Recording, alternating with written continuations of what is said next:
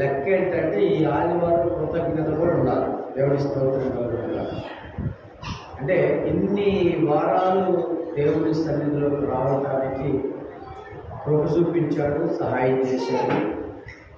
ఇన్ని వారాలు ఆత్మతో మనల్ని నడిపించాడు. అందుకు ఆయనకి కృతజ్ఞత కలిగి కూడా ఉండాలి. వాస్తవ కృతజ్ఞత కలిగి ఉండాలి. చాలా సంతోషము. దేవునికి స్తోత్రాలు కలుగుతాక మరి నిర్మాకాండంలో కొన్ని మాటలు మనం చదువుకున్నాం. 20వ అధ్యాయం, నిర్మాకాండం 20వ అధ్యాయంలో ఒక అమూల్యమైనటువంటి మాటను అక్కడ ఉంచాడు.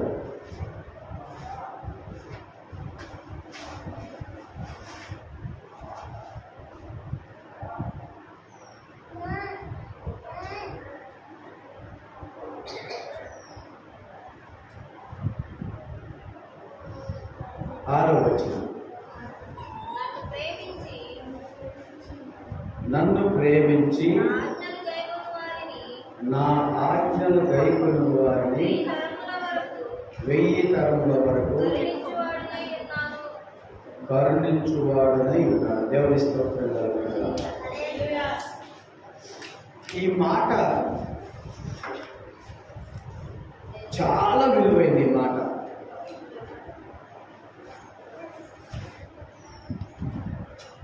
చాలా మంది తల్లిదండ్రులు చేస్తున్నటువంటి అతి ప్రధానమైనటువంటి లక్ష్యం. దేవుని స్తోత్రం కలుగుతుంది. బిడ్డల కోసం ఎన్నో సంపాదిస్తున్నాం. ఇళ్ళు కడతాం, పొలాలు కొడతాం, వాహనాలు కొంటాం, మంచి చదువులు ఇస్తాం, మంచి ఉద్యోగాల కోసం ప్రయత్నం చేస్తాం.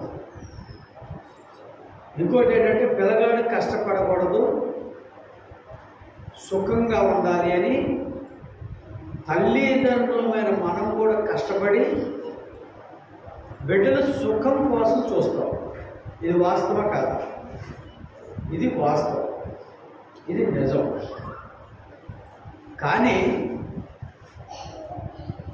బైబిల్ మనకు ఒక విషయం చెబుతుంది. ఇప్పుడు ఒక్కొక్కరు ఇల్లు కడతారు, మీరు చూసారా చూడలేదు? ఈ మధ్య ఏనుగు పాదాలు వేస్తున్నారు. తెలుసా మీకు ఏనుగు పాదాలంటే? ఏనుగు పాదాలంటే వాస్తవంగా పెద్ద గొయ్యి తెస్తారు. జేసీబీలు తీసుకొచ్చి పెద్ద గొయ్యి తెస్తారు. గొయ్యి తీసి అందులో ప్లాట్ఫామ్ లాగా ఐరన్ కట్టి 40 రాడ్లు వేసి ఐరన్తో ప్లాట్ఫామ్ కట్టి దాదాపు 10-15 అడుగుల లోతులో నుండి ఏనుగు పాదాలు పట్టుకుంటూ వస్తారు. ఇది ఎన్ని సంవత్సరాలు ఉంటుంది ఏనుగు పాదాలు? దాదాపు 2-3 తరాలు 4 తరాలు ఉంటాయి. ఏనుగు పాదాలు వేసి ఇల్లు కడితే 3-4 తరాలు నుంచి ఇంజనీర్ కూడా ఇది ఇన్ని సంవత్సరాలు పనిచేస్తే ఇలా కడితే చెబుతాడు. ఇప్పుడు మన తరానికి కావాల్సిందేంటి? నిజంగా చెప్పాలంటే ఒక రేకుల చెట్టు వేసుకున్నా మన తరం వెళ్ళిపోతుంది. అవునా కదా? ఇప్పుడు ఈ సిమెంట్ స్తంభాలు ఉన్నాయి కదా, ఈ సిమెంట్ స్తంభాలు వేసుకొని రేకుల చెట్టు వేసుకున్నా కానీ మన తరం వెళ్ళిపోతుంది. 50-60 సంవత్సరాలు అంటే ఖచ్చితంగా ఉంటుంది. ఇప్పుడు ఏనుగు పాదాలు వేసేది ఎవరి కోసం? మన పిల్లల కోసం. ఉద్యోగాలకే ప్రయత్నం చేయని, ఏనుగు పాదాలు వేసే ఇల్లు కట్టని, లేకపోతే మంచి మంచి వాహనాలే కొనిపెట్టని, లేకపోతే పొలాలే కొన్ని, ఇళ్ళ స్థలాలే కొన్ని, ఇళ్ళే కట్టని. దేనికైనా ఏదైనా దేనికోసమై అంటే బిడ్డల కోసం. ఒక్కొక్కరు సంపాదిస్తారు. ఎన్ని తరాలు తిన్నా కానీ తరగనంత ఆస్తి వస్తావు. ఎన్ని తరాలు తిన్నా తరగనటువంటి ఆస్తి ఉండదు. ఇప్పుడు బైబిల్లో నాకు నచ్చింది ఒకటే ఒక మాట, దేవుని స్తోత్రం. మన తర్వాత తరం వారికి మేలుకరంగా ఉండాలి అంటే ఇప్పుడున్న నీవు ఏది, ఇప్పుడున్న మనము అన్ని విషయాల్లో దేవునికి విధేయులై నడుచుకుంటే వాళ్లకు 1,00,000 కోట్లు ఇచ్చినంత విలువ దేవుని స్తోత్రం కలుగుతుంది. వాళ్ళకి 1000 ఎకరాలు కొనిపెట్టినంత విలువ, వాళ్ళకి వేలుగు పాదాల కన్నా కూడా ఎక్కువ బలంతో ఇల్లు కట్టినంత విలువ ఏంటంటే మనము దేవుని వాక్యానికి విధేయులై ఉండటమే. దేవుని స్తోత్రం కలుగుతుంది. ఇప్పుడు ఇక్కడ ఆయన మాట్లాడిన మాట ఏంటంటే, నన్ను ప్రేమించి నా ఆజ్ఞలను గైకొని వారి విషయంలో ఏం చేస్తానంట, వారికి 1000 తరముల వరకు కరుణించువాడుగా ఉన్నాడు. దేవుని స్తోత్రం కలుగుతుంది. ఇప్పుడు మనమైతే ఏం చేస్తాం, మన పిల్లలు బాగుంటే చాలనుకుంటాం.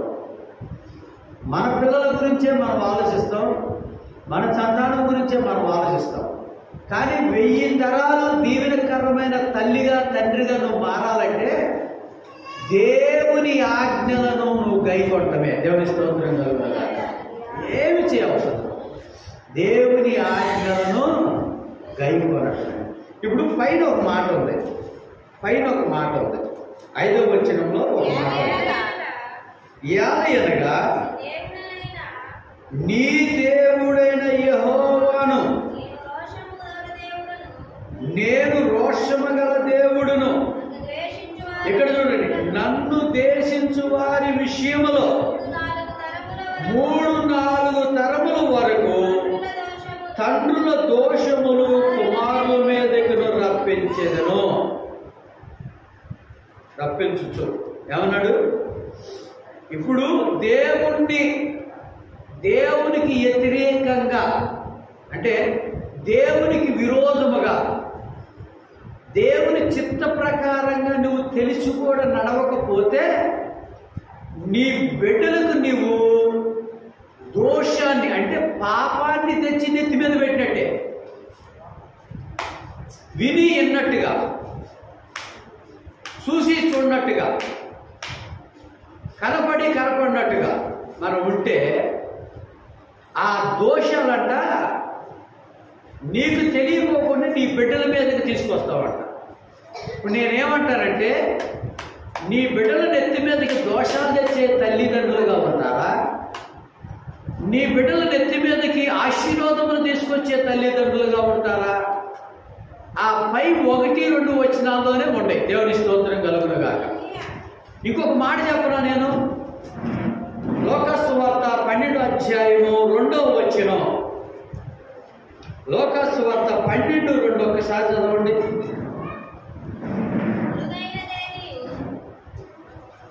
ఏడుదమ్మా,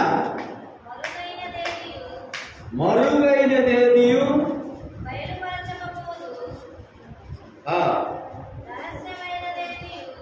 రహస్యమైనదేదియు. మీకు క్లియర్గా అర్థమవుతుందా అమ్మా? ఎక్కడ ఏమనుందంటే, మరుగైనదేదియు బయలుపరచబడకుండా పోదు, రహస్యమైనది ఏదియు తెలియబడకుండా పోదు. అంటే ఇక్కడ ఏమంటాడంటే, మరుగైనది బయలుపరచబడింది, రహస్యమైనది తెలియపరచబడింది. దేవుని స్తోత్రం కలుగునుగాక. మరుగైనది బయలుపరచబడింది, రహస్యమైనది తెలియపరచబడింది. కొంతమంది అరే నాన్న చిన్నపిల్లలు కొంచెం సైలెంట్గా ఇప్పుడు కొంతమంది చెవుల్లో చెప్పుకుంటారు చూసా రహస్యాలు. చెవులు ఎవరికి వినపడకపోతున్నా అవి అంట మెద్ది మీదకి వచ్చి సింధులు అత్తాయి అంట. దేవుని స్తోత్రం కలుగుతుంది కాక. ఏమా ఉందా అక్కడ ఒకసారి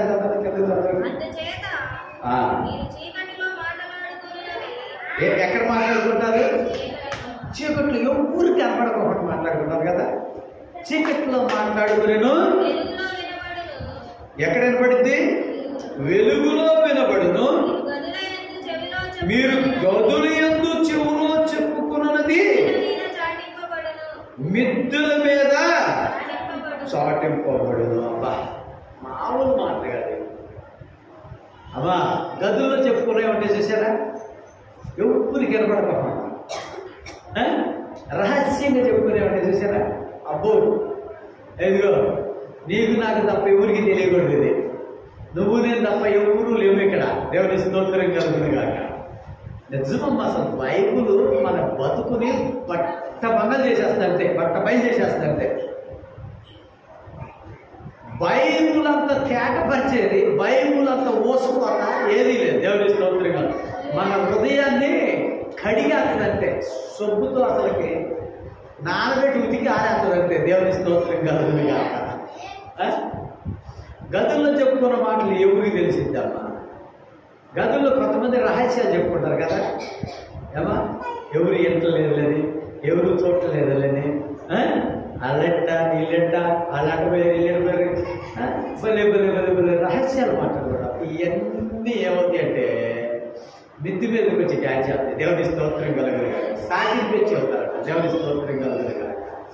ఒక ఆయన మాట్లాడుకున్నారు మిద్ది మీద. ఎవరైనా రహస్యంగా మాట్లాడుతున్నారు గదులు. ఎవరు వాళ్ళు? మిరియామును అహరోను మాట్లాడుతున్నారు. ఎంత రహస్యం అంటే ఎవరు ఈయన రహస్యంలో కూర్చొని, అహరోను నా సహోదరుడా, ఇంకెప్పుడు మోషేతోని దేవుడు ఉంటాడా? మోషేతోని దేవుడు మాట్లాడతాడా? మనతో దేవుడు మాట్లాడతా? మనం నువ్వు మోషే సహోదరుడు కదా, ఆయనతోనే మాట్లాడాలా? నీతో ఎందుకు మాట్లాడతా? నీతో దేవుని స్తోత్రం కలుగుతుంది. అసలు నువ్వెవరివి? ఇప్పుడు అహరోనుకున్న ప్రత్యేకత అహరోనుకుంది, మోషేకున్న ప్రత్యేకత మోషేకుంది, మిరియాకున్న ప్రత్యేకత మిరియాకుంది. ఎవరి తలంత వాళ్ళదే. దేవుని స్తోత్రం కలుగుతుంది. ఆయన చేసి ప్రార్థన చేస్తే స్వస్థత, ఈయన చేసి ప్రార్థన. ఇప్పుడు ఒక్కొక్కరు ఉన్నారు మంచిగా ప్రార్థన చేస్తారు, ఒక్కొక్కరు ఉన్నారు మంచిగా వాక్యం చేస్తారు, ఒక్కొక్కరు ఉన్నారు మంచిగా పాటలు పాడతారు, ఒక్కొక్కరు ఉన్నారు మంచిగా బైబిల్ చదువుతారు, ఒక్కొక్కరు ఉన్నారు అసలు వ్యక్తిగతంగా చక్కని సాక్ష్యం ఉండదు. దేవుని స్తోత్రం కలుగుతుంది.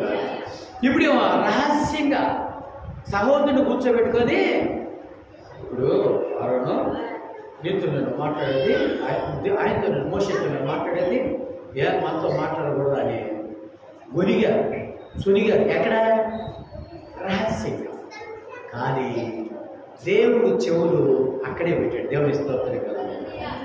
రహస్యంగా గొనిగి సొనిగితే కుష్టి వ్యాధి వచ్చింది. ఏ వ్యాధి వచ్చింది?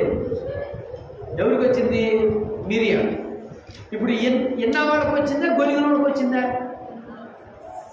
గొనిగిందేమో మిరియాము, ఎన్నదేమో అహరోను. ఒక్కొక్కరు చెబుతారు, అమ్మా అట్ట, ఏమో ఎట్ట, ఆయన అట్ట, ఈయనెట్టని ఒకరు చెబుతారు. ఎన్న వాళ్ళ మీదకి రాదు.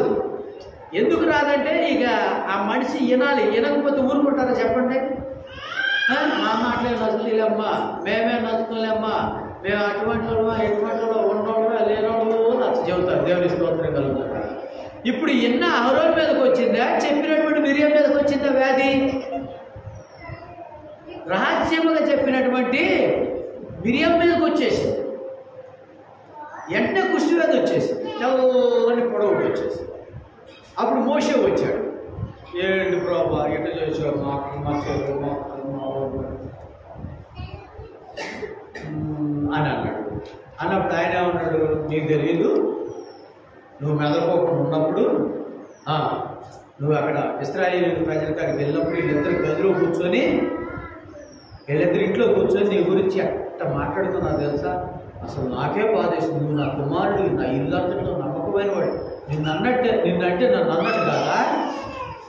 అందుకే ఎట్లా చేశానంటే, మళ్ళీ మోషే ఆమె పక్షంలో ప్రార్థన చేసి, ప్రభువా ఆమె క్షమించయ్యా, అయ్యా ఆమె రక్షించయ్యా, అయ్యా ఆమెను కాపాడాయంటే అప్పుడు 3 వారాలకో 7 వారాలకో పరిపూర్ణమైన ఆరోగ్యం వచ్చింది. దేవుని స్తోత్రం కలుగుతుంది.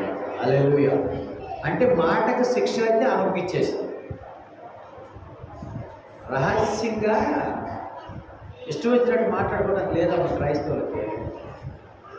అరే రహస్యంగా మాట్లాడుకుంటే కూడా అసలు బయలుపరచబడింది. ఆ మాట నాకు చాలా బాధేసింది. దేవుని స్తోత్రం కలుగుతుంది. చాలా రహస్యంగా కదా. ఇప్పుడు ఇక్కడ ఏమైనా ఉంది, ఇక్కడ మరుగై ఉన్న ఏమన్నది, మరుగైనది ఏదియు బయలుపరచక పోదు, రహస్యమైనది ఏదియు తెలియపరచబడక పోదు. మరుగైనది బయలుపరిచింది, రహస్యమైనది బయలుపరచింది. చీకట్లో మాట్లాడుకున్నది కూడా వెలుగులోకి వచ్చేసిందట. గదుల్లో చెవుల్లో చెప్పుకున్నది కూడా వచ్చేసిందట. ఇప్పుడు మిరియాం గురించి మిరియామను అహరోను ఇద్దరే మాట్లాడుకున్నారు.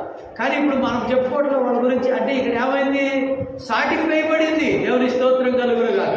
అంటే అందరికీ తెలియపరచబడింది. ఏంటా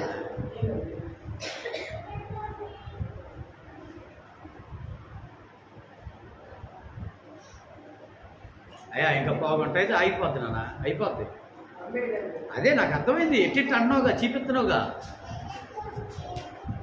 చెవులో. దేవుని స్తోత్రం కలుగును గాక. హల్లెలూయా. ఇప్పుడు మీకు కనపడిందా? ఇప్పుడే మనం మాట్లాడుతుంది చెవుల్లో చెప్పుకున్న మాటలని తల్లి ఎరా కదా మౌన కదా. ఇప్పుడు కదే చెప్పాడా? ఇప్పుడు అది తేటపడా. దేవుని స్తోత్రం కలుగును గాక. ఇప్పుడు జ్ఞానం వచ్చి మనకు చెప్పాలి. మా అబ్బాయి నాకు చెప్పాడు. దేవునికి స్తోత్రం. హల్లెలూయా. చెవుల్లో చెప్పినా, చీకట్లో చెప్పినా, గదుల్లో చెప్పినా, రహస్యమందు చెప్పినా, ఎక్కడ చెప్పినా బయటపడిపోతాయి. అందుకనే ఏమన్నాడంటే జాగ్రత్త. దేవుని స్తోత్రం కలుగును గాక. జాగ్రత్త, చాలా జాగ్రత్త. రహస్యమందు నీ తండ్రి నిన్ను చూస్తున్నాడు. ఇంకొక జాగ్రత్త చెప్పు. నువ్వు ఆయన రోజులు పెట్టి కూర్చున్నా పిల్లలు వదిలేసి వాళ్ళే అర్థాలు చూస్తారు. ఇంకొక జాగ్రత్త చెప్పాడు. మొదట వచ్చిన చదువు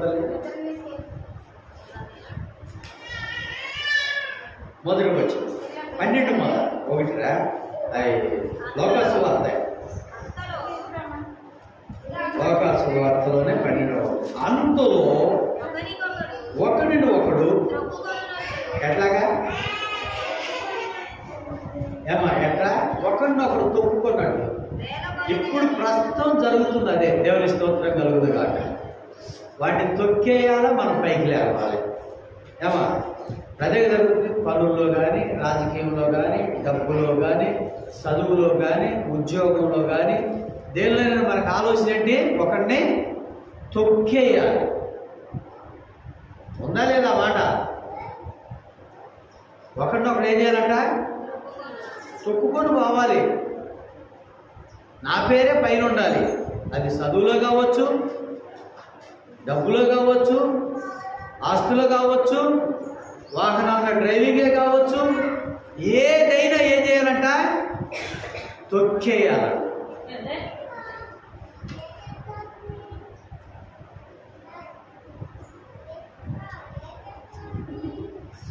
దేవునికి స్తోత్రం. హల్లెలూయా. అయ్యా ఎవరైనా ఇంకా 10 నిమిషాలు అయిపోతే ఉంటారు. ఏం కాదు, 12 దాకా. దేవునికి స్తోత్రం కలుగును గాక. ఒకరినొకరు తొక్కేసుకునే అలవాటు. చిన్న ఉద్యోగం వచ్చిందనుకో, మనం ఒకరిని తొక్కేసేలాగా ఉండాలి. ఒకరి మీద మనం నడిచేలాగా ఉండాలి. వాళ్ళు చెప్పింది మనమే తినేది. కొన్ని మాటలు కనపడతాయి. దేవుని స్తోత్రం కలుగును గాక. ఏదన్నా 1 ఎకరం పొలం కొనుక్కున్నప్పుడు, లేకపోతే ఒక వాహనం కొనుక్కున్నప్పుడు, లేదు వాళ్ళకేనా ఉంది మాకు లేదా, ఒక ఇల్లు కట్టేసినప్పుడు వస్తాయి చిన్న చిన్న మాటలు. ఈ క్రైస్తవులైన మనం పడినోళ్ళు లేపాలి కానీ పడేసి తొక్కడం. దేవుని స్తోత్రం కలుగుతుంది. నువ్వు ఎక్కడికన్నా కింద పడ్డోడిని పైకి లేపాలి కానీ కింద పడేసి తొక్కకూడదు. ఇక్కడ అదే మాట రాశాడు. అంతలో ఒకరిని ఒకడు తొట్టుకున్నట్లు ఎంత వేల కొలది జనులు కూడినప్పుడు ఆయన తన శిష్యులతో మొదట ఇట్లా చెప్పసాగెను. ఇక్కడ చూడండి, పరిచయులు వేషధారణ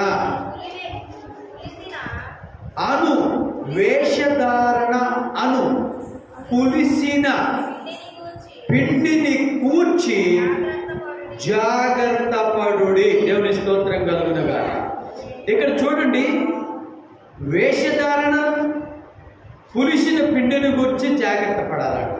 వేషధారణ గురించి పులిసినటువంటి పిండిని గురించి జాగ్రత్త పడాలి. ఎవరిళ్ళు వేషధారులు అని చూస్తే పరిచయులు.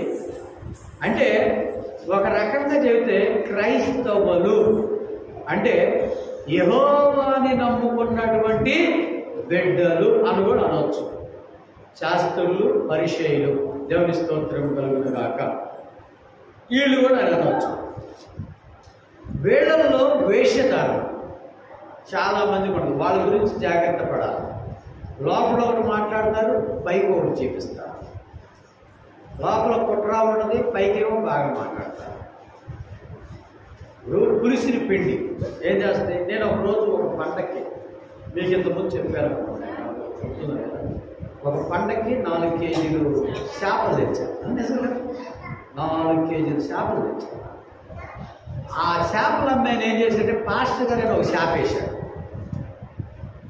ఆ చేప కొద్దిగా దెబ్బ తగిలింది. దాన్ని మళ్ళీ ఏం చేశాడంటే ఆ కొద్దిగా దెబ్బ కూడా తీసేశాడు, వేశాడు. అమ్మగారు దానిలో 2 కేజీల నూనె పోసాడండి. దేవుని స్తోత్రం కలుగునుగా. 2 లేకపోతే ఇంకా ఎక్కువ ఎన్ని పోసిందో తెలియదు కానీ బాగా చక్కగా నీట్గా ఏర్పాటు చేసింది. అంత నీట్గా ఏర్పాటు చేస్తే ఆ ముక్క నోట్లో పెట్టడానికి వాసన కంపు. 4 కేజీల చేపల వల్ల కాదు నష్టం. ఆ ఇచ్చినటువంటి ఆ యొక్క చిన్న చేపను చూడు, ఊరికినే ఇచ్చాడు చూసు ఆ చేప. దానివల్ల దాదాపు 1000 రూపాయలు నష్టం కలిగింది. రోడ్లో పెట్టబుద్ధి కదా. ఇప్పుడు సంఘంలో ఉన్నటువంటి విశ్వాసుల గురించి ఇబ్బంది ఉండదు. ఎవరో ఒకళ్ళు ఉంటారు, సంఘాన్నే ఇబ్బందులు పెట్టేవాళ్ళు ఒకళ్ళు ఉంటారు. అంటే సంఘ సరిహద్దుల్లో చెడగొట్టేవాళ్ళు ఒకళ్ళు ఉంటారు. అందుకని యేసు ప్రభు కూడా ఒక రోజు ఒక ఉపమానంగా చెప్పాడు. ఏమని చెప్పాడంటే, ఒక ఆయన పొలంలో విత్తనములు తల్లి వచ్చాడట. విత్తనాలు తల్లి ఏం చేశాడంటే పడుకున్నాడు. దేవుని స్తోత్రం కలుగునుగా. ఈ సమయంలో ఇంకొకటి ఏం చేశాడంటే గురిగింజలు తల్లాడు. తెల్లారి పొద్దున్నే వెళ్ళి చేనేట్టుందని చూసుకోవడానికి వెళ్తే విత్తనాలతో పాటు వేరే విత్తనాలు మలిసినాయి. వచ్చినోడు ఏం చేయాలా? టగటగటగటగ కలుపుని తీసేయాలి కదా. తీసేయకుండా ఈయనేం చేశాడు? వచ్చి నా ఏలినవాడా నేను భూమిని శుభ్రం చేశాను, సరాలు చేశాను, చక్కగా దున్నాను, కలుపు మొక్కలు రాకుండా చేశాను, నేను విత్తనాలు చెల్లి వచ్చానయ్యా. తెల్లారి పొద్దున్నే వచ్చాను ఇక గురుగులు మనిషిని. ఇప్పుడు ఆ గురుగులు మనిషిని మరి నేను వెళ్ళి ఏం చేయను? ఆ గురుగులు పీకైనా అన్నాడు. దేవుని స్తోత్రం కలుగుతుంది. ఆ గురుగుల్ని పీకైనా అన్నాడు. వెంటనే ఈయన గురుగులు పీకైనట్టు ఆయన ఏమన్నాడు? దేవుడు పేకొద్దు అన్నాడు. ఎందుకు పేకొద్దు అన్నాడు? ఎంత పులిసిన పిండి, ఎంత పిండిని చెడగొట్టిందట. దేవుని స్తోత్రం కలుగుతుంది. అందుకే జాగ్రత్త అన్నాడు. ఎంతమంది 100 మంది విశ్వాసులు ఒక్క వేషధారణ ఉంటే చాలు, ఒక్కళ్ళుంటే చాలు పనికి మానడు. సంఘం పాడైపోవాలి. దేవుని స్తోత్రం కలుగుతుంది. సంఘం పాడైపోవాలి. అందుకనే పులిసిన పిండితోనూ వేషధారణలతో ఎలా ఉండాలంట? జాగ్రత్తగా ఉండమని శిష్యులతో చెప్పాడు. దేవుని స్తోత్రం కలుగుతుంది. నాకు తెలిసి ఒక ఆయన ఒక సాక్ష్యం చెప్పాడు. దాదాపు 2000 మంది సంఘం ఉన్నారు. దేవుని స్తోత్రం కలుగుతుంది. వాళ్ళ సంఘంలో ఒక క్రమం ఉంది. ఆ సేవకుడు ఒక క్రమాన్ని నేర్పాడు వాళ్ళకి. ఏంటి ఆ క్రమం అంటే, తెల్ల బట్టలు వేసుకొని రావాలి ఒకటి. రెండోది ఏంటంటే పువ్వులు చేపలు ఇవన్నీ పెట్టారు. అంటే ఒక క్రమాన్ని నేర్పాడు. ఈ క్రమంలో వస్తున్నారు. వస్తుంటే ఈ క్రమంలో వస్తా ఉండగా ఇంట్లో ఏదో చిన్న ఫంక్షన్ జరిగింది. ఫంక్షన్ జరిగేటప్పుడు పిల్లలు పూలు పెట్టుకుంటారు కదా. ఈ ఫంక్షన్లో సంఘంలో ఒక ఆమె ఆదివారం పూలు పెట్టుకుని వచ్చేది. ఇక్కడ 2 రకాల వాక్యాలు ఉన్నాయి. దేవుని స్తోత్రం కలుగుతుంది. ఒకటి, వ్యక్తిగతంగా హెచ్చరించాలి. ఎవరు లేనప్పుడు చూసి అమ్మ ఇలా పెట్టకూడదు, ఇలా చేయకూడదని హెచ్చరించాలి. రెండోది, బహిరంగంగా కూడా హెచ్చరించాలి. అంటే వాక్యముతో బహిరంగంగా హెచ్చరించాలి. ఈయనేమనుకున్నాడంటే ఈ ఒక్క పెట్టుకొచ్చినటువంటి పూలు చూశాడు. చూసి ఆ రోజు వాక్యం చెప్పాడు. ఈమెను ఉండమన్నాడు. ఈమెను ఉండమని ఏం చేశాడంటే, అమ్మ మన సంఘంలో ఎవరు అక్కడ పెట్టుకురారు, నేను దాదాపు 20 సంవత్సరాల నుంచి పరిచయం చేస్తున్నాను, ఎవరు పెట్టుకోలేదు, నువ్వు కూడా పెట్టుకోవాలమ్మా అని చెప్పాడు. చెప్పిన తర్వాత ఏమేం చేసింది, వచ్చి ఆదివారం మానేసింది, ఇక పెట్టరాల. ఆమె చూసి తదిమ వాళ్ళు ఏం చేశారు తెలుసా, ఆమె పెట్టుకొస్తే అయ్యగారు ఏమనలేదని ఒక 10 మంది పెట్టుకొచ్చారు. అంటే ఒక వేషధారణ వల్ల మీరు జాగ్రత్త పడండి అని శిష్యుడికి యేసు ప్రభు చెప్పాడు కనుక నేను ఈ మాట చెబుతున్నా. దేవుని స్తోత్రం కలుగునుగా. ఒక్కళ్ళ వల్ల సంఘం పోడవచ్చు, అసలు ఆ గ్రామే పోడవచ్చు. అంత ప్రమాదం ఉంది. ఒక్క వేషధారి వల్ల, ఒక్క చిన్న పులిసిన పిండి చిన్న ముద్ద వల్ల అంత ప్రమాదం ఉంది. వండిన కుండంతా పారేయాల్సి వస్తుంది. నువ్వు కలుపుకున్న పిండంతా పారేయాల్సి వస్తుంది ఒక్క చిన్న ఉండ వల్ల. అందుకని శిష్యుడికి ఏం చెప్పాడంటే జాగ్రత్త అన్నాడు. ఇప్పుడు తర్వాత వారు ఎంతమంది పెట్టుకొచ్చారు, పెట్టినాకి దేవుడు ఆ సేవకుడు రహస్యంగా చెప్పాడు, అమ్మ పెట్టరాకూడదంటే ఆమె మానేసింది. తర్వాత వారు 10 మంది పెట్టుకొచ్చారు. ఇప్పుడు ఈ 10 మందికి మనిషి చెప్పలేకపోయాడు. ఆ తర్వాత వారు 100 మంది పెట్టుకొచ్చారు. ఆ పై వచ్చే వారు ఏం చేశారు, 500 మంది పెట్టుకొచ్చారు. ఇక అది ఒక పూలు వనమైపోయింది. ఏడిది చర్చి. స్టార్టింగ్ ఎంతమందితో మొదలైంది, అది ఒక్కళ్ళతో మొదలైంది. అందుకని దేవుడు ఏమన్నాడు, వేషధారులతోనూ పులిసిన పిండితో జాగ్రత్త చెప్పాడు దేవుడు. వేషధారులతో పులిసిన పిండితో జాగ్రత్త. ఇప్పుడు అమరావతిలో ఒక దైవ సేవకుడు ఉన్నాడు, జ్ఞాని గారు. మీకు తెలుసో తెలియదో, మీకు తెలియకపోవచ్చు వాస్తవంగా. ఆయన నాకు తెలుసు, పాస్టర్ గారు. నేను వెళ్ళాను. దేవుని స్తోత్రం లింగాపట్నంలో మా మేనమామ ఉంటే అక్కడికి వెళ్ళి వస్తా ఆయన కలిసేవాడు. వాళ్ళ కూతురికి 18 సంవత్సరాలు వచ్చింది. బాగా జబ్బు చేసింది. జబ్బు చేస్తే హాస్పిటల్ తీసుకెళ్ళి ఒక బిళ్ళ కూడా మింగిల, టాబ్లెట్ కూడా అయినా చచ్చిపోయింది, వదిలేశాడు. తర్వాత వాళ్ళ ఆవిడకి బాగోపోతే వాళ్ళ ఆవిడ కూతురు కూడా జబ్బు చేసింది. జబ్బు చేస్తే హాస్పిటల్ తీసుకెళ్ళాలి. ఆమె చచ్చిపోయింది. ఆమె తీసుకెళ్ళి పారేశాడు. ఆ తర్వాత ఈయనకి ఒక యాక్సిడెంట్ అయింది. అమరావతి నుంచి గుంటూరు వచ్చే దారిలో ఒక యాక్సిడెంట్ అయింది. చెయ్యి ఇరిగిపోయింది. కాళ్ళకి మొక్కకి దెబ్బలు తగిలింది. బాగానే తగిలింది. యాక్సిడెంట్ అయింది. మేము కూడా వెళ్ళాము పలకడానికి. బాగా యాక్సిడెంట్ అయింది. చెయ్యి కూడా ఇరిగిపోయింది. అప్పుడు ఆయన ఏం చేశాడంటే, ఇక హాస్పిటల్కి వెళ్ళాలి. ఏదో ఆయన దగ్గర ఉన్న టౌన్లో చొక్కా చెప్పి కట్టుకొని వచ్చేసాడు. ఇక ఆపరనే ఉంటాడు. హాస్పిటల్కి వెళ్ళన్నా.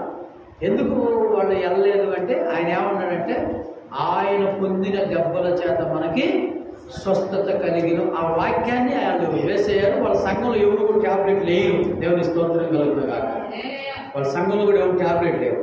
కొన్నాళ్ళకి ఆయన కూడా గ్యాస్ పట్టేసింది. అందరూ అన్నారు కదా, హాస్పిటల్ తీసుకెళ్తాం అంటారు. గ్యాస్ పట్టేసిందాక తెలుసు. సంఘం ఆల్రెడీ దాదాపు ఒక 500 మంది 1000 మంది ఉంటారు. సంఘం అందరూ కూడా ఉన్నారు. హాస్పిటల్ తీసుకెళ్తాంటే వద్దు హాస్పిటల్కి అన్నాడు. హాస్పిటల్కి వద్దు అన్నాడు. అన్న తర్వాత ఆయన చచ్చిపోయాడు. ఆయన ఎవరైనా మామూలుగా ఆయన ఒక ఆలోచన, ఆయన ఒక తలపెట్ట అంటే, ఇప్పుడు కూతురు ఇక్కడ ఎన్ని సంవత్సరాలు బతికితే ఒక 50, 60 లేకపోతే ఒక 100 సంవత్సరాలు బతికింది. భార్య ఎన్ని సంవత్సరాలు బతికింది? ఒక 50, 60, 100. ఆయన బతికిన అంతే. ఇక్కడ మేము బతికితే ఎన్ని సంవత్సరాలు బతుకుతాం? ఒక 50, 60 లేదా ఒక 100 సంవత్సరాలు. ఇప్పుడు ఆయనకి 60 సంవత్సరాలు కూడా రాకుండా చచ్చిపోయాడు. చూద్దాం మాట, 60 సంవత్సరాలు కూడా లేవు ఆయనకి, వాస్తవానికి చనిపోయాడు. మా బతికితే ఎన్ని సంవత్సరాలు? ఒక 50, 60 సంవత్సరాలు, 100 సంవత్సరాలు బతుకుతాం, అంతకంటే ఎక్కువ బతకలేము. కానీ ఒక క్రమం కట్టాడు. దేవుని స్తోత్రం కలుగునుగా. ఈ క్రమంలో ఏమంటాడంటే, ఇప్పుడు చనిపోయిన నా కూతురు పరలోకానికి వెళ్ళింది, చనిపోయిన నా భార్య పరలోకానికి వెళ్ళింది, చనిపోయిన నేను పరలోకానికి వెళ్తాను. ఇంకో కూతురు ఉంది, ఇప్పుడు ఆమె సంఘాన్ని నడుపుతుంది. ఇప్పుడు ఆమె ఏంటి? ఆమె కూడా అదే క్రమంలో ఉంది. ఆమె కూడా చనిపోతే అక్కడ ఉంటుంది. ఇప్పుడు ఈ ఫ్యామిలీ మొత్తం ఎక్కడ ఉంటారు? పరలోకంలో ఉంటారు. ఇప్పుడు అక్కడ ఎన్ని సంవత్సరాలు? అక్కడ ఎన్ని సంవత్సరాలు? యుగములు. దేవుని స్తోత్రం. అంటే లక్షల సంవత్సరాలు, కోట్ల సంవత్సరాలు. ఇక ఎన్ని సంవత్సరాలైనా అంటే అన్ని సంవత్సరాలు అక్కడ ఉండటానికి ఇక్కడేం చేశాడు తెలుసా? దేవుణ్ణి ప్రేమించాడు, దేవుని ఆజ్ఞను గైకొన్నాడు. దేవుని స్తోత్రం కలుగును గాక. మన ఎవరు నాకు సేవకులు చెప్పారు, మన సెమీ క్రిస్మస్కి వచ్చినప్పుడు ఒక 5-6 సేవకులు వచ్చారు. అందులో ఒక సేవకుడు చెప్పారు, ఎవరో ఒక దైవ సేవకులు అంట 200 సార్లు బైబిల్ చదివాడట. మొన్నేనా పాస్టర్ గారు మొన్న చెప్పింది, ఒక సేవకుడు అంట 200 సార్లు బైబిల్ చదివాడట. ఏంటి సార్? 200 సార్లు బైబిల్ చదివాడట. అసలు ఎంత గొప్పవాడు సేవకుడు కానీ విశ్వాసి కానీ. దేవుని స్తోత్రం కలుగును గాక. ఎన్నిసార్లు చదివారు? 200 సార్లు చదివాడు. ఇక్కడ బైబిల్లో ఒక మాట రాశాడు, 8వ అధ్యాయం 21వ వచనం, లోకాసు వార్త. ఒకసారి చదవండి, 8:21.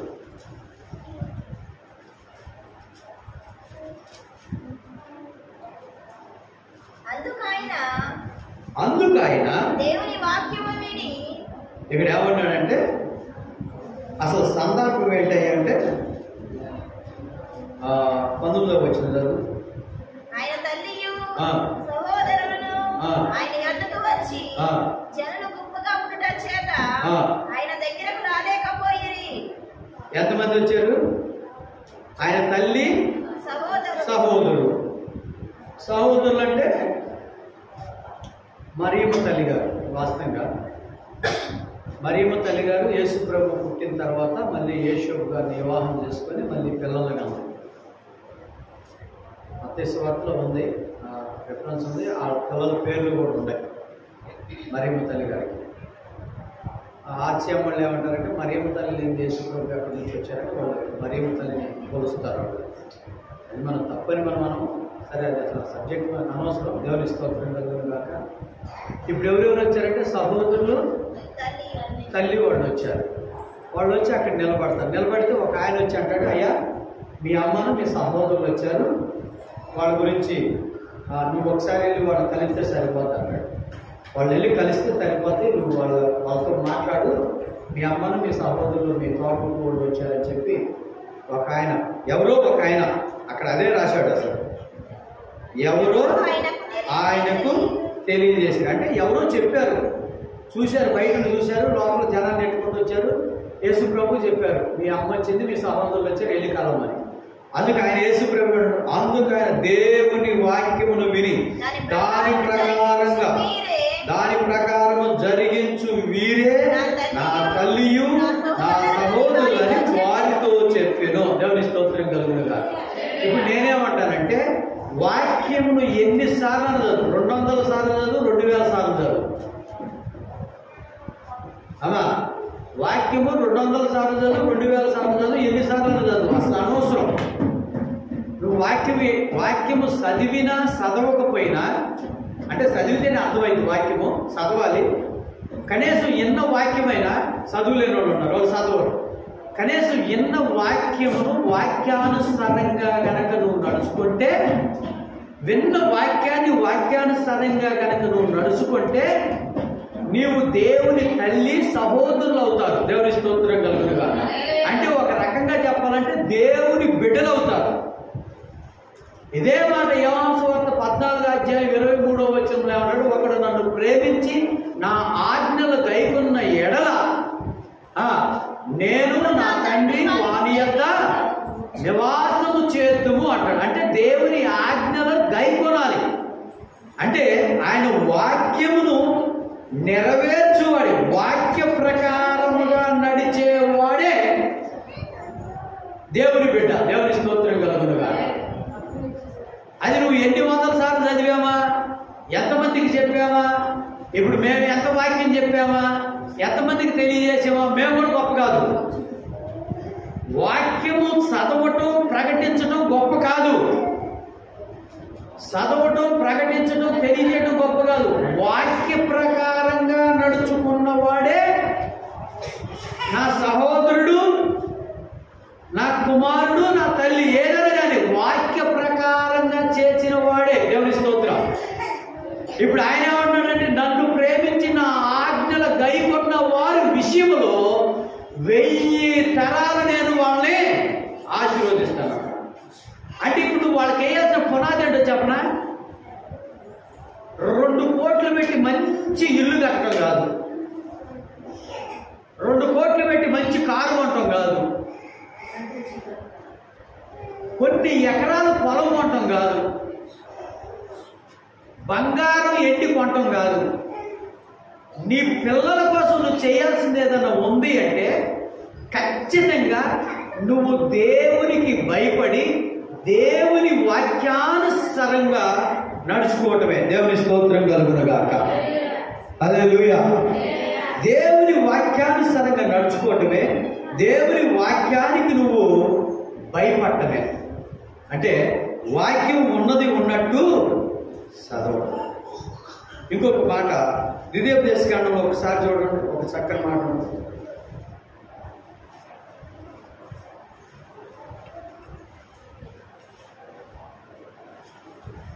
ద్వితీయోపదేశకాండం 4వ అధ్యాయం. ద్వితీయోపదేశకాండం 4వ అధ్యాయం 37వ వచనం. ఆయన ఎవరిని ప్రేమించాడు? ఆయన ఎవరిని ప్రేమించాడు? ఆయన నీ పితరులను ప్రేమించును గనుక వారి తరువాత వారి సంతానమును ఏర్పరచుకొనెను. నీకంటే బలమైన గొప్ప జనములుగా నీ ముందర నుండి వెళ్ళగొట్టి నిన్ను ప్రవేశపెట్టిన. దేవుని స్తోత్రం కలుగునుగాక. అంటే దేనికి? ఆయన నీ పితరులను ప్రేమించును గనుక వారి తర్వాత వారి సంతానమును ఏర్పరచుకొనెను. నీకంటే బలమైన గొప్ప జనముగా చేశాడు. అంటే ఎవరిని ప్రేమించాడు? ఇప్పుడు ఒక్కోసారి మనం అంటాం, మా పితరులు చేసిన మేలుల వల్లే మేము ఈరోజు అనుభవిస్తున్నాము. దేవుని స్తోత్రం కలుగునుగాక. మా తాత ముత్తాతలు చేసిన సహాయం వల్ల ఈరోజు మేము సంతోషంగా ఉన్నాము. దేవుని స్తోత్రం కలుగునుగాక. అంటే ఇప్పుడు ఎవరి గురించి అంటే నీ పితరులు చేసినటువంటి మేలు, నీ పితరులు చేసినటువంటి ఆశీర్వాదము నీ మీదకి దిగి వస్తుంది. ఆమేన్. కాబట్టి ఈ తరంలో నువ్వు చేయాల్సింది ఏంటంటే నీవు దేవునికి అంట కట్టబడి ఉండాలి. ఆమేన్. దేవుణ్ణి ప్రేమించాలి. ఇప్పుడు నువ్వు దేవుణ్ణి ప్రేమించినట్లయితే నీ తర్వాత 1000 తరాలకు నువ్వు మాదిరిగా, అంటే 1000 తరాలకి నువ్వు దీవెనకరముగా ఆశీర్వాదకరముగా మార్చబడతావు.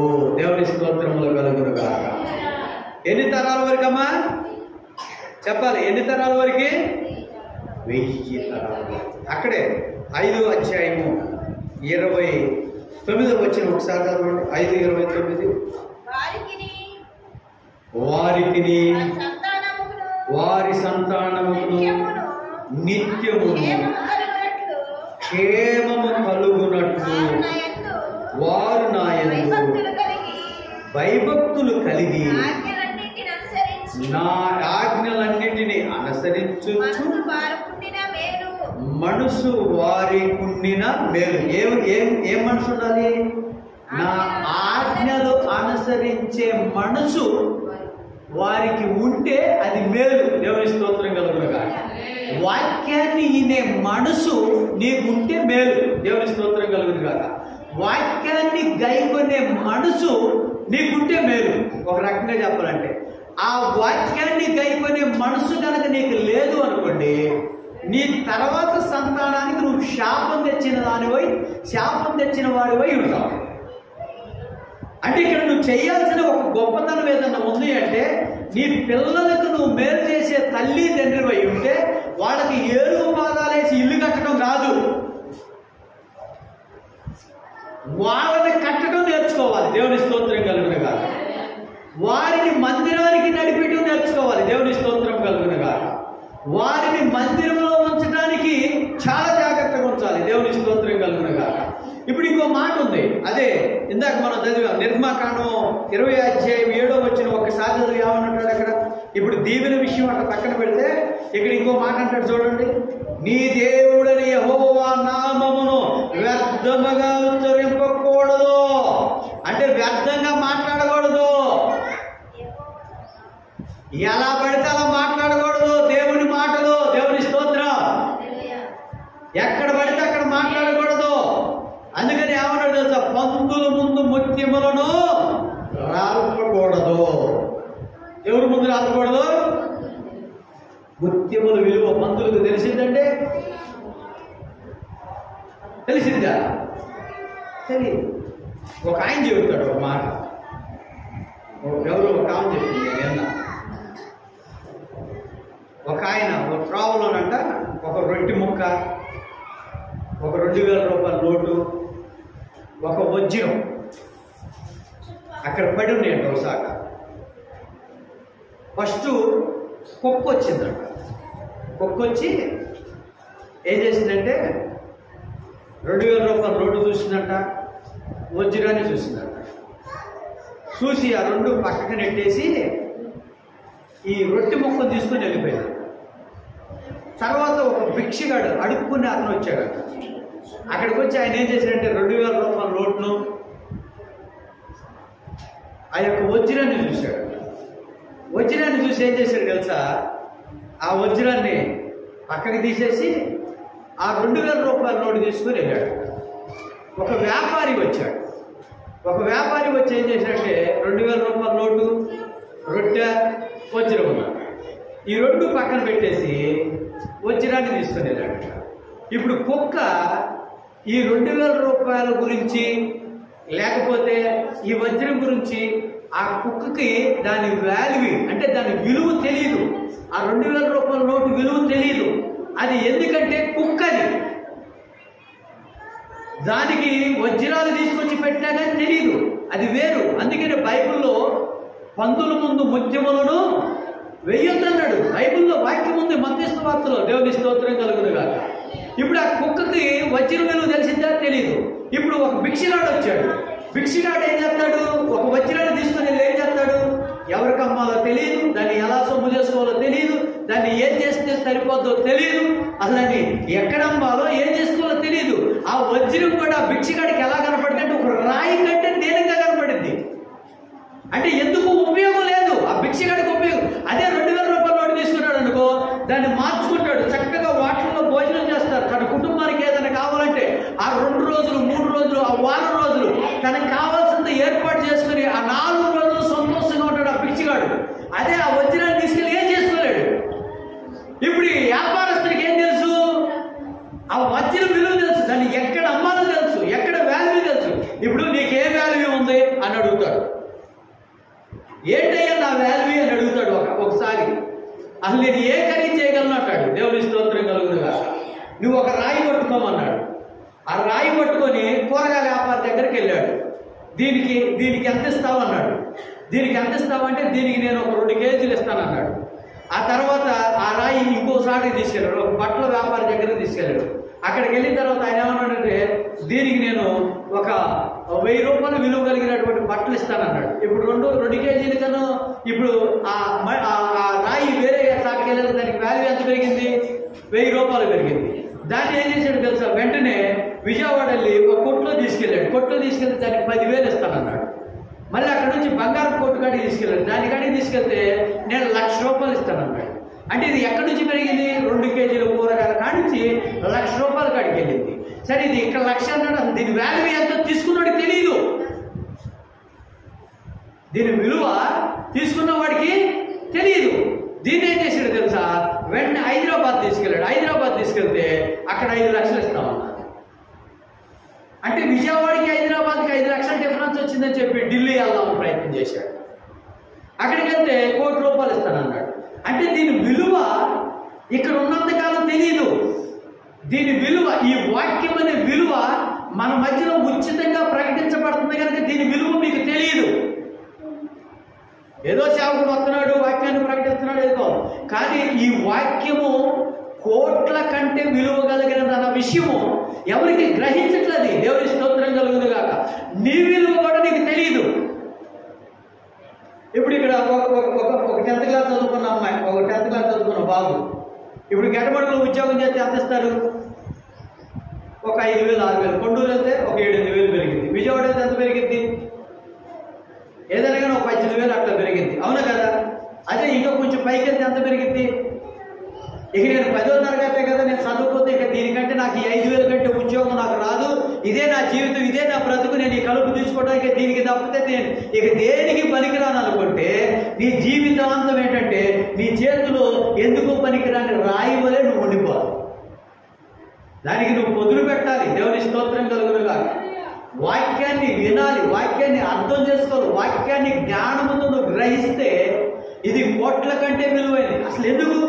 నీవు నీ దేవుడైన యెహోవా మాటను శ్రద్ధగా వింటే 1000 తరాలు ఆశీర్వదించబడతావన్నావే. 1000 తరాలకి ఇప్పుడు నువ్వే తల్లివి. దేవుని స్తోత్రం కలుగును గాక. 1000 తరాలకి నువ్వే తండ్రివి. ఇప్పుడు అబ్రహాం ఉన్నాడు. అబ్రహాం ఏం చేశాడు? తన అన్నదమ్ములను వదులుకున్నాడు, ఆస్తిని వదులుకున్నాడు, తన సంపదను వదులుకున్నాడు, తన కలిగిందంతా విడిచిపెట్టాడు. అరే ఎందుకురా వెళ్తున్నావు అని తండ్రి అడిగాడు. అరే ఇంత ఆస్తి ఉంది, ఎందుకు నువ్వు వెళ్తున్నావు అన్నాడు. నేను ఇన్న స్వరము వేరు. దేవుని స్తోత్రం కలుగును గాక. ఆయన మహిమ కలిగిన వాడు, ఉన్నవాడు, అనువాడు. అసలు ఆ స్వరము విన్న తర్వాత నాకు అసలు ఇది ఏది కనపట్లేదు అన్నాడు. ప్రయాణం వెళ్ళాడు. ప్రయాణంలో ఎన్నో శ్రమలు వచ్చినాయి, ఎన్నో కష్టాలు వచ్చినాయి, ఎన్నో ఇబ్బందులు వచ్చినాయి. 10 పిల్లలు చచ్చిపోయారు. గొర్రెల మందులు చచ్చిపోయినాయి, మేక మందులు చచ్చిపోయినాయి, ఎద్దులు చచ్చిపోయినాయి, వ్యవసాయం చేసి మొత్తం చనిపోతూ ఉండి పాతి పెట్టుకుంటూ వెళ్తాడు. ఆ అబ్రహాము అసలు ఎప్పుడన్నా కానీ ఆ అబ్రహాం ఆది కాండం కానీ అబ్రహాం మూవీ కానీ ఎప్పుడన్నా చూడండి, మీకు అర్థమైంది. దాంట్లో చాలా ప్రమాదాలు జరిగినాయి. అవన్నీ ఎదుర్కొంటూ వెళ్ళాడు, ఎన్నో కష్టాలు పడ్డాడు, కానీ నీతిగా నిలబడ్డాడు. ఎక్కడ నోటిలో కానీ, నడకలో కానీ, పడకలో కానీ, చూపులో కానీ, ఆలోచనలో కానీ ఎక్కడ చిన్నమంత తప్పు చేయలేదు. ఈరోజు అబ్రహాముకి ఏం పేరమ్మా? అబ్రహాం పేరు విశ్వాసులకు తండ్రి. ఇప్పుడు మన తండ్రి, మన అడ్రస్ ఎవరు ఆత్మీయంగా? మన తండ్రి ఎవరో తెలుసా? అబ్రహాం. దేవుని స్తోత్రం కలుగును గాక. ఆయనే మనకి విశ్వాసుల తండ్రి. మన విశ్వాసులందరికీ అబ్రహామే తండ్రి. అంటే ఇప్పుడు అబ్రహాం చచ్చిపోయి ఎన్ని సంవత్సరాలు అవుతుంది? అంటే ఒక రకంగా చెప్పాలంటే అబ్రహాము వేసిన పునాది మీద మనం నడుస్తున్నాం. దేవుని స్తోత్రం కలుగును గాక. ఈరోజు అదే క్రమంలో నువ్వు నడుచుకున్నావు అనుకోండి, వాస్తవంగా చెబుతున్నాను, అదే కట్టడిలో నువ్వు ఉన్నావు అనుకో, ఇప్పుడు నీవే ఆ విశ్వాసమునకు, ఆ ఆశీర్వాదపడ్డ సంతానానికి నువ్వే తండ్రివి, తల్లివి. మనం ఏంటంటే ఆడపిల్ల కోసం మనం మొక్కలు కొంచెం కొంచెం కూడా ఆశిస్తాం. 10 రూపాయలు దాచుకో, 100 రూపాయలు దాచుకో, 1000 రూపాయల కోసం ఏదో చిన్న చిన్న దొంగతనాలు మనమే నేర్పుతాం. అసలు ఆ ఇంట్లో యజమానుడు రాజు అయితే యజమానురాలు ఏమవుతామా? రాణి అవుతుంది. అంతే కదా? రాజు భార్య ఏమవుతుంది? రాణి అవుతుంది. ఇప్పుడు మీ చిన్న చిన్న చిన్న చిన్న చిన్న చిన్న చిన్న ఆలోచన వల్ల ఏమవుతుందంటే యజమానురాలు కాకుండా దొంగ అవుతుంది ఆ ఇంటికి. ఇక ప్రతి ఒక్కరు అయ్యే నేర్పేది. కనపడకుండా దాచుకో, ఎవరు చూడకుండా దాచుకో. ఎందుకు ఈ మధ్య ఏంటంటే కనపడితే భర్త కొట్టట్లా, ఎవరు కొడుతున్నారు తెలుసా? ఇప్పుడు ఒక 100, 1000 దాచుకుంది అనుకోండి, అది భర్తకు దొరికినాయి అనుకో, ఇప్పుడు భర్త కొట్టట్లా, కనపడితే ఎవరు కొడుతున్నారు చెప్పండి? ఇప్పుడు మీరు తల్లి కొడుతుంది. ఎందుకు తెలుసా? కనపడేటట్టు ఎంత దాచుకున్నావే, జాగ్రత్త లేదా నీకు? జాగ్రత్త దాచుకోవడం తెలియదు, పేరు జరుగుతుంది. చెబుతున్నా నేను, ఈ చిన్న చిన్న వాటికి రాణి అవ్వాల్సిన నీవు బానిసమైపోతావు. నీ కోసం ఎక్కడ పడితే అక్కడ పెట్టాల్సిన డబ్బులు ఏం చేస్తుంది తెలుసా? దాచుకోవాల్సి వస్తుంది. దానికి ఒక బీరువా కావాల్సి వస్తుంది, దానికి ఒక టంగు పెట్టి కావాల్సి వస్తుంది, దానికి ఒక లాకర్ కావాల్సి వస్తుంది, బ్యాంక్ కావాల్సి వస్తుంది. కారణం ఏంటి తెలుసా? ఆ ఇంట్లో ఒక దొంగ ఉందని గుర్తించేశారు. వాస్తవంగా చెబుతున్నాను, నీవు నీ తర్వాత 1000 తరాలకి ఒక తల్లిగా, నీ యజమానుడు నీ తర్వాత 1000 తరాలకి ఒక తండ్రిగా మార్చబడాలని నేను చెబుతున్నా. దేవుని స్తోత్రం కలుగునుగా. చెబుతారు అమ్మ ఏకంగా దాచుకోమంటారు, దాచుకొని దోచుకుంటే దొంగ అవుతావు, కానీ ఎప్పుడు కూడా ఇంటి యజమానులు కానే కాదు. ఆ ఇంటి యజమానుడు కూడా తన అవసరం కోసం నిన్ను అవసరం కోసం అలా పెట్టుకుంటాడే కానీ యజమానురాలుగా నిన్ను ఏ రోజు కూడా చూడలేదు. దానికి కారణం ఏంటి తెలుసా? నీ తల్లిదండ్రులుగా నువ్వు నేర్పినటువంటి ఆ దొంగతనమే నిన్ను ఈరోజు దొంగ చేసింది. ఈ మాట నేను ప్రతిసారి చెబుతా ఉంటాను. యేషోబున్నాడు, చిన్న పాపం, సౌందర్యవంతురాలైన రాణి వచ్చి ఎదురుగా నిలబడ్డా ఏమన్నాడు తెలుసా? నా దేవుని కన్నులు నన్ను చూస్తున్నాయి. ఎందుకు మనం ఇందాక మన లోకసమర్థలు ఏం చదివాం? చీకట్లో చెప్పుకున్న మాటలు వెలుగులో వస్తాయి అనుకున్నాం లేవా? చెవుల్లో చెప్పుకున్న మాటలు ఏమా మిద్ది మీదకి వచ్చి సాటిపేస్తాయి అంట. చెవుల్లో చెప్పుకున్న మాటలు, రహస్యంగా చెప్పుకున్న మాటలమ్మా రేపు మిద్ది మీదకి వస్తాయి. దేవుని స్తోత్రం కలుగును గాక. అమ్మో నా గురించి చాలా తెలిసింది, అంత రహస్యం, నేను చాలా సీక్రెట్ పెట్టాను. బాగుంది సీక్రెట్ ఏముంది అక్కడ? మొత్తం బయటపడే రోజు ఒక రోజు వస్తుంది, చిన్నపోయే రోజు ఒక రోజు వస్తుంది, ఎదురు తిరిగి మాట్లాడలేనటువంటి పరిస్థితి ఒక రోజు వస్తుంది. ఎందుకు నేను ఈ మాట చెప్తున్నానంటే, నీవు ఆత్మీయంగా తల్లివే కాదు, కానీ నీవు నీ తర్వాత 1000 తరాలకి తల్లిగా నువ్వు మార్చబడాలి, 1000 తరాలకి తండ్రిగా నువ్వు మార్చబడాలి. గదిలోకి వెళ్ళి నవ్విందంట. ఎవరు నవ్వింది? శారా లోపలికి వెళ్ళి నవ్విందంట. లోపలికి వెళ్ళి శారా నవ్వితే దేవదూతలకి దేవుడికి తెలియదా? మీ ఆవిడ నవ్విందయ్యా అన్నాడు. నేను ఈ కాలానికి మరలా వచ్చే ఈ కాలానికి కొండంటి పెట్టిన ఒళ్ళో ఉంటాడని చెబితే మీ ఆవిడ నవ్విందయ్యా అన్నాడు. ఆమె ఏం చెప్పింది? నవ్వేనందా? చెప్పండి, ఏం చెప్పింది? నవ్వేనందా? ఏమన్నారు? నవ్వేనందా? నేను నవ్వలేదు, నేను తీయలేదు, నేను ఆడలేదు, నేను చేయలేదు, నేను మాట్లాడలేదు, నేను చూడలేదు, నేను వినలేదు. ఆమె దేవుని స్తోత్రం కలుగుతుంది. విశ్వాసులకు తల్లి అని ఎక్కడ రాశాడు బైబిల్? ఎక్కడ? విశ్వాసులకు తల్లి అని ఎక్కడ రాయబడిందా? ఎందుకని? నవ్వలేదని చెప్పి. మళ్ళీ ఏం చేసింది? ఇస్మాయిల్ తెలుసా మీకు? ఇస్మాయిల్ తెలుసా? ఇస్మాయిల్ తెలుసా మీకు? మీకు తెలుసా ఇస్మాయిల్? చెప్పే మా బాబాయ్ ఇస్మాయిల్. దేవుని స్తోత్రం కలుగుతుంది. ఇస్మాయిల్ అమ్మా, ఇస్మాయిల్ని ఫుల్ టార్చర్ పెట్టింది. దేవుడు టార్చర్ పెట్టింది శారా. ఇస్మాయిల్ని టార్చర్ పెడుతుంటే ఆ టార్చర్ తట్టుకోలేక తీసుకుని వెళ్ళిపోతే నీ బిడ్డలు ఆశీర్వదించబడాలంటే ఆగరాదు, నువ్వు వెళ్ళి శారా దగ్గరికి వెళ్ళి కాపురం చేయాల్సిందే. దేవుని స్తోత్రం కలుగునుగా. శ్రమైన, కష్టమైన, నష్టమైన, అది బానిస అనుకో, ఉన్నతమైన అనుకో, ఏదన్నా అనుకోండి. నిజంగా ఆమె బతికి ఎన్ని సంవత్సరాలు సుఖం అనిపించేది? వెళ్ళిపోయినట్టే 20 సంవత్సరాలు, అంతే కదా. ఇస్మాయిల్ పుట్టాడు. ఇస్మాయిల్ పుట్టిన తర్వాత ఒక 20 సంవత్సరాలు, 30 సంవత్సరాలు, లేదు ఒక 50 సంవత్సరాలు సుఖాన్ని అనిపించేది వాస్తవంగా చెప్పాలంటే. ఇప్పుడు ఆమె వెనక్కి తిరిగి వచ్చి శారా దగ్గర పనిచేస్తే శారాది అబ్రహామును అడ్డు కట్టుకొని ఉంటే ఈరోజు ఇస్మాయిల్ సంతానం ఆశీర్వదించబడింది. దేవుని స్తోత్రం కలుగునుగా. ఈరోజు ముస్లిమ్స్ ఉన్నతమైన స్థానంలో ఉన్నారు వాస్తవంగా చెప్పాలంటే. శారాకు పుట్టిన బిడ్డలు ఎలా ఉన్నారు ఇలా? ఇప్పుడు శారా సంతానం మనం, ఇస్మాయిల్ సంతానం, ఇప్పుడు ఆఖరి సంతానం ముస్లిమ్స్. వాళ్ళు ఎలా ఉన్నారు? ఎవరు అసలు దేవుడు చూడండి, అసలు ఒకసారి ఆలోచించండి వెనక్కి తిరిగి. అంటే నువ్వు వాస్తవంగా చెప్పాలంటే అదే ఆఖరి కనుక వెనక్కి తిరిగి నేను ఆ శారా దెబ్బకు తట్టుకోలేను, మా అత్త దెబ్బకు తట్టుకోలేను, మా తోటికోళ్ళ దెబ్బకు తట్టుకోలేను, నేను అక్కడ నిలబడలేను, నేను అక్కడ పెట్టే టార్చర్కి కాపురం చేయలేనని చెప్పి వెనక్కి వస్తే వాళ్ళందరూ నాశనం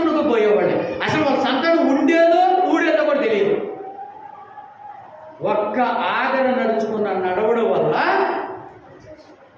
ఆఖరి సంతానం ఆశీర్వదించబడింది. దేవుని స్తోత్రం కలుగునుగా. ఈ రోజు నేను చెప్పాలనుకున్న మాట ఏంటంటే, నీవు నడుచుకున్న నడవడం వల్ల నీ తర్వాత 1000 తరాలు ఆశీర్వదించబడాలి. ఆమె దీనికోసం నేను ఎంత ప్రయాసపడింది.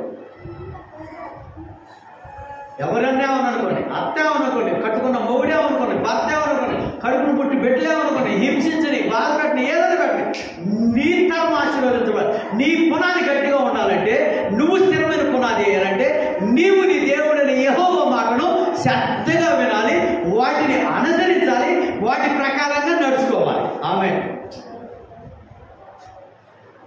ఏడుగు పాదాలేసి ఇల్లు కట్టినంత ఎలవ. దేవుని స్తోత్రం కలుగును గాక. ఎందుకంటే వారిని ఆశీర్వదించేది నువ్వే. దేవుని స్తోత్రం కలుగును గాక. మీకు అర్థమైందమ్మా ఈ మాట? నాకు గమనం కదా, అర్థమైందా? అర్థం కాకూడదని నా బాధ. అర్థం చేసుకోండి దేవుడి వాడికాన్ని. ఈ 2024 ఆఖరి ఆదివారం నీవు నీ యజమానుడు నీ తర్వాత వచ్చే తరానికి ఆశీర్వాదమునకు తల్లిదండ్రులుగా మార్చబడాలి. దేవుని స్తోత్రం కలుగునుగాక. నూతన సంవత్సరం ఒక్క తీర్మానం చేసుకోవాలి. రేపు 1st తారీఖు వచ్చారు, 31st నైట్కి వచ్చారు, ఒక్క తీర్మానం చేసుకోవాలి. సంవత్సరం అంతా శనివారం బుధవారం ఉపవాసం ఉంటారు. శనివారం బుధవారం ఆదివారం క్రమంలో ఉంటారు. ఉపవాసం చేయండి అమ్మా. ఎప్పుడైతే ఇదిగో ఎక్కడ ఒక మాట రాస్తాడు, లోకస్వార్త చదువున్నమాట. లోకస్వార్త 12వ అధ్యాయం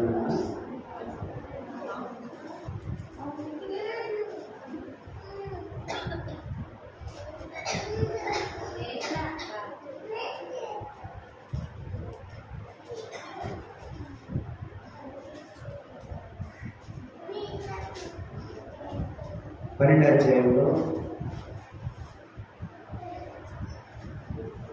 3వ వచనం.